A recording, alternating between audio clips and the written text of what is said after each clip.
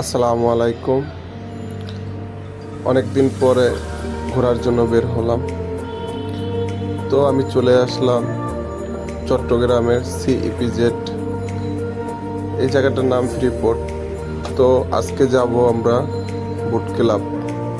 তো এখানে এই যে সিরিয়াল ধরে যে গাড়িগুলো আছে, এইগুলাই 15 নম্বর এয়ারপোর্ট বোট ক্লাব যায়।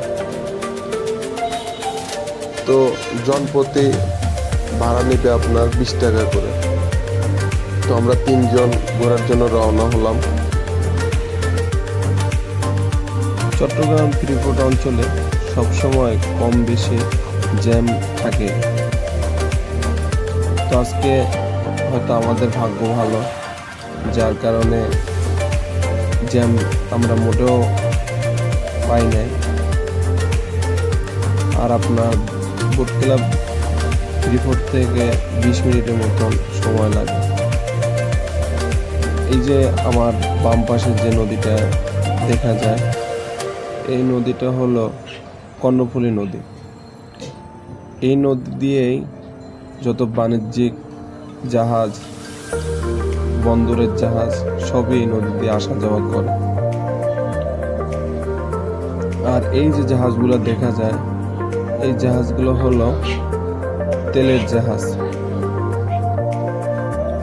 এই জাহাজগুলো এখানে আসার কারণ হলো আমাদের দেশে অনেক বড় বড় তেল কোম্পানি আছে, যার ভিতরে পদ্মা কোম্পানি, মেঘনা তেল কোম্পানি, এগুলো। তো এই যে বড় বিদেশি জাহাজ দেখা যায়, এই জাহাজটা ফুলি তেল দিয়ে লোড। তো এগুলো আসছে এখানে তেল দেওয়ার জন্য, আবার চলে যাবে। এখানে সাইনবোর্ডেও লেখা আছে পদ্মা কোম্পানি। তো দেখতে অনেক সুন্দরই লাগে। নদীর পাশ দিয়ে সরু রাস্তা, অনেক সুন্দর দেখতে, অনেক সুন্দরই লাগে। এই পারেও যাওয়া যায় ঘোরার জন্য, কখনো আমি যাই নাই, তো এরপরে যাওয়ার চেষ্টা করব। তো কথা বলতে বলতে আমরা চলে আসলাম বোট ক্লাবের সামনে। দেখতে অনেক সুন্দরই লাগে। তো আমাদেরকে নামিয়ে দিয়েছে বোট ক্লাবের মেইন গেটে।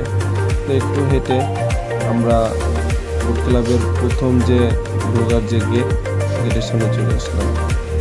এখানে দেখা গেল অনেক মানুষ। আজকে বন্ধের দিন, তার জন্য একটু মানুষ বেশি। তো আসার পরে সিরিয়ালে দাঁড়ালাম। দাঁড়ানোর পরে জনপ্রতি 50 টাকা করে টিকিট। তো আমরা যখন মানুষ 3 জন, তো 3টে টিকিট নিলাম 150 টাকা দিয়ে। তো এবার ভিতরে যাওয়ার পালা। ভিতরে যাওয়ার সময় দেখি যে এখানে একটা চেকপোস্ট ওরা বসাইছে, আগে ছিল না, এখন হঠাৎ চেকপোস্টটা বসানোর কারণ কি তাও জানি না। তো আমাকে প্রথমে জিজ্ঞেস করছিল যে আপনি কি ভিডিও করেন? আমি বলছি যে না।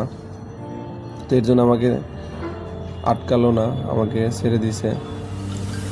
তো দেখতে অনেক সুন্দরই লাগে।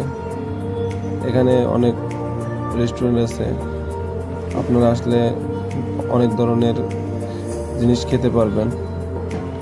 এই যে দেখা যায় নৌবাহিনীর জাহাজ, কত সুন্দর। তো আসছি যখন, তো একটু ঘুরেই দেখাই আপনাদেরকে। আপনারাও আসবেন, আসলে মন ভালো হবে। আর ঘোরাঘুরি করলে সবারই মন ভালো থাকে। তো এখানে সবচেয়ে ছোট ছোট বাচ্চাদেরকে দেখা গেল বেশি, কারণ ওরা খেলাধুলো করতে আছে। তো আমিও মাঠের ভিতরে চলে আসলাম। হাঁটতে ভালোই লাগে।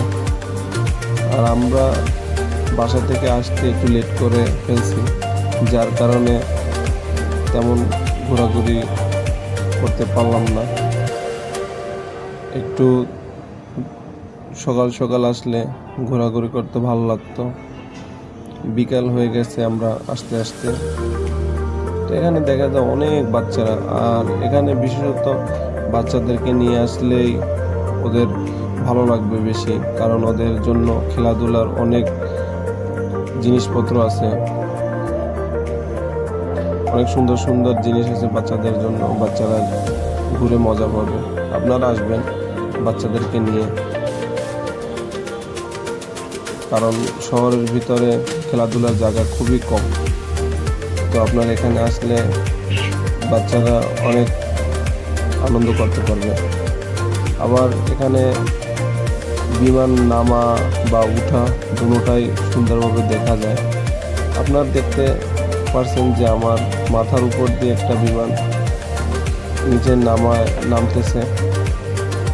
আর আপনারা যদি দূর থেকে কেউ আসেন, ধরেন রাজশাহী, সিলেট, ঢাকা, দূর দূরান্ত থেকে যদি কেউ আসেন, কোনো সমস্যা নাই। এখানে আপনারা গাড়ি পার্কিং করতে পারবেন, পর্যাপ্ত জায়গা আছে এখানে গাড়ি পার্কিং করার জন্য। বাইক বা হাইয়েস্ট মাইক্রো যাই আনেন না কেন এখানে রাখতে পারবেন, সুন্দর ব্যবস্থা আছে। তো এর জন্য গাড়ি পার্কিং করার জন্য এক্সট্রা কিছু টাকা দিতে হয়। তো আমরা বেশিক্ষণ ঘুরলাম না, জাস্ট কিছুক্ষণ থাকার পরে আমাদের ভালো লাগলো। তো আমরাও সময় নষ্ট করলাম না। এই গেট হলো বাইরের গেট, এই গেট দিয়ে আমরা বাইরে চলে আসলাম।